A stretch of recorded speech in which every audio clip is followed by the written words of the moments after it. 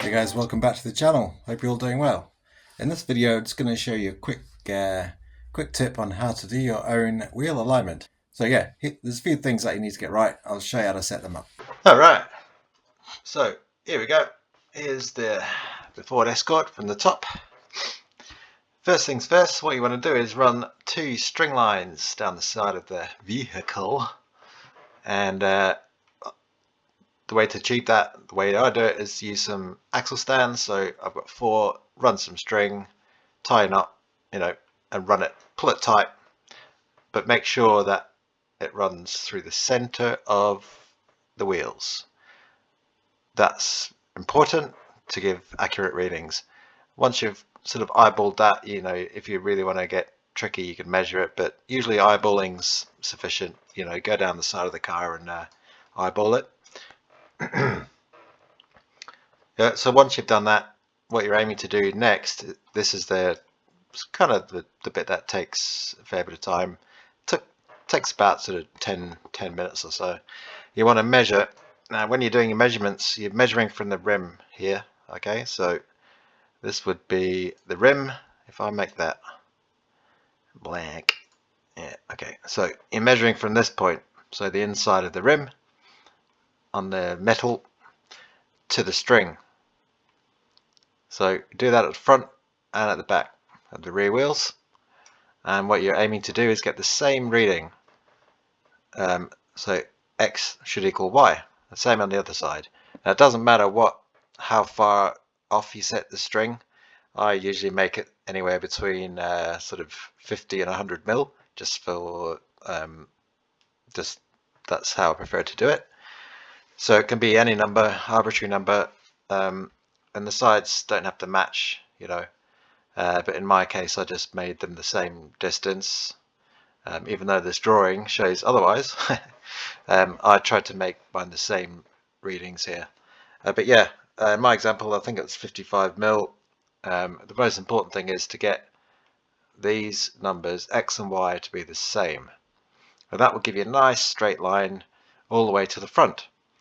So once you got that set up, it's fairly easy, and here's where the fun begins.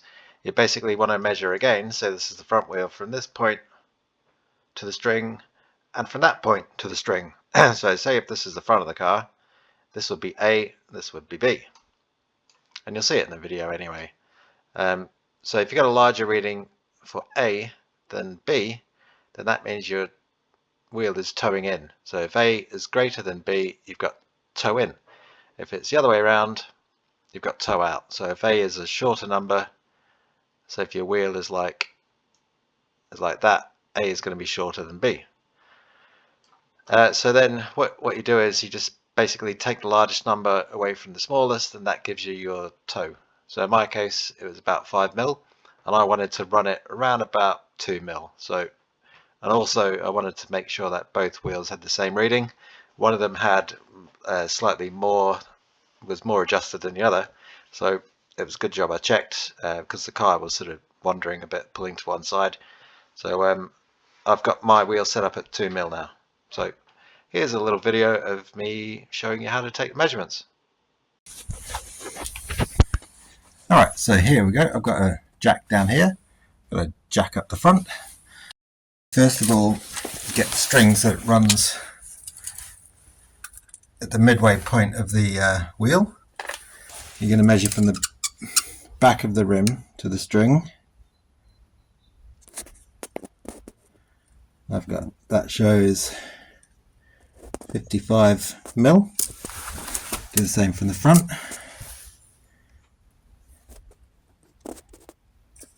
And 55 mil. Now once you've got your nice straight line from the rear of the wheel, essentially this line here is perfectly in line with the car. So to get your toe readings, measure from the back of the rim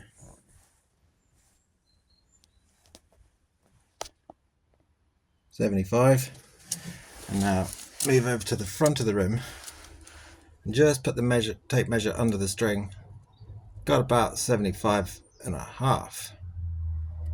sorry, it's not 75.5, 70, 77, 78 mil. So that's about 2.5 to 3 mil toe in, because the front of the wheel, this distance is larger than the back, meaning that the front of the wheel is doing that. Okay, now do it the other side.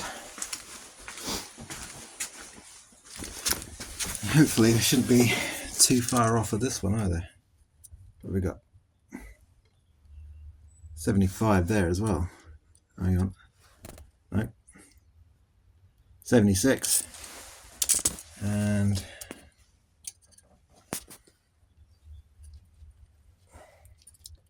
bit hard to tell. 73. Hang on. 70, 74. So that's about 2 mil. Always pays to double check and triple check. So yep, 76.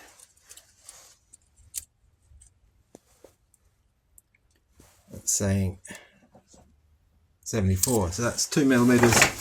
Oop. That's 2 mils of toe in. Happy with that. That's acceptable. Okay, so now underneath the car, I've decided that I want to reduce the amount of toe in on this wheel. So I've slackened the lock nut here. Now I'm going to wind the tie rod out ever so slightly, maybe half a turn, to give me slightly a bit more toe out. I've got too much toe in, so I think that's right. Anyway, we'll do that.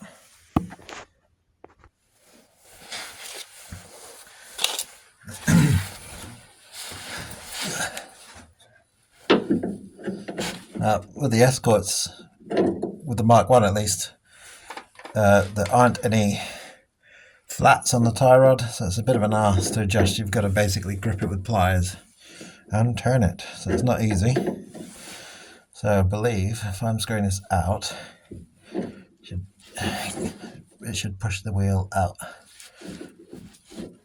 So slowly. Now take a reading.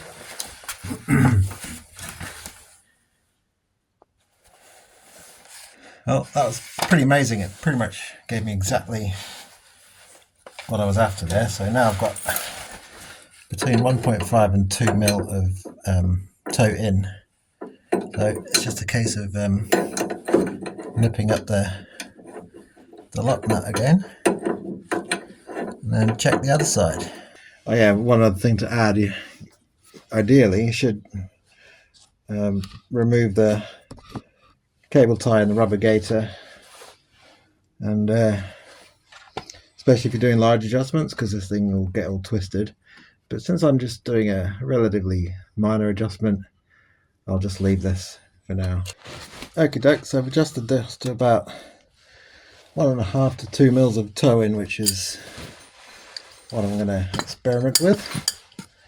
You can get away with quite a lot of toe in on the Escort, but you know, I'm going for approximately 2 mils here, so, and then we'll see how she drives. I do need a wheel balance.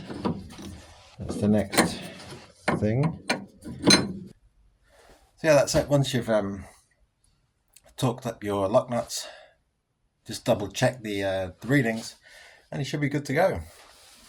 Take the car for a drive, and it should drive in a straight line. I've found if it doesn't, often things like wheel balance, tire pressure. So hope you find this video useful. Thanks for watching. See you next time.